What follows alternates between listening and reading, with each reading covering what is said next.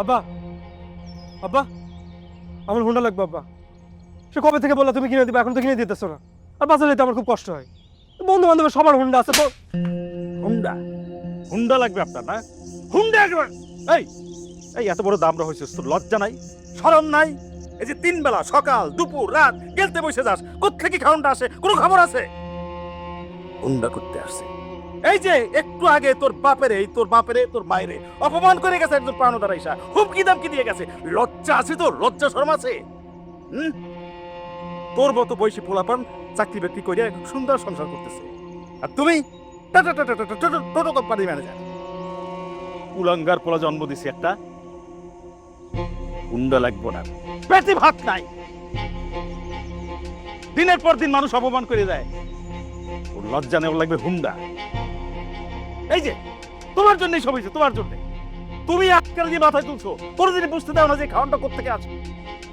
তুমি যদি বসতে দিতে তোর এই অবস্থা হইতো না। খালি তাকাই থাকে ঢাপ ঢাপ করে, আর কোনো কাম নাই।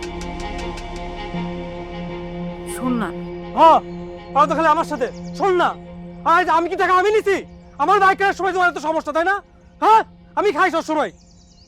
যাও সময় আমার সাথে পারে।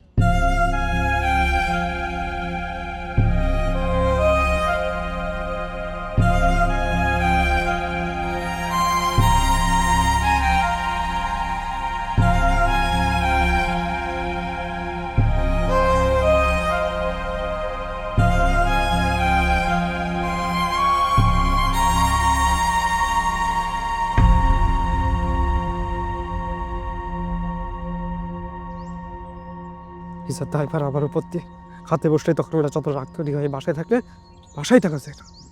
নিজের দায়ভার আমার উপর দিয়ে। নিজে ইনকাম করতে পারে না, নিজে নিজের টাকা পাই মানুষের কাছে, আর আমার নিয়ে যত রকমের কথা হচ্ছে।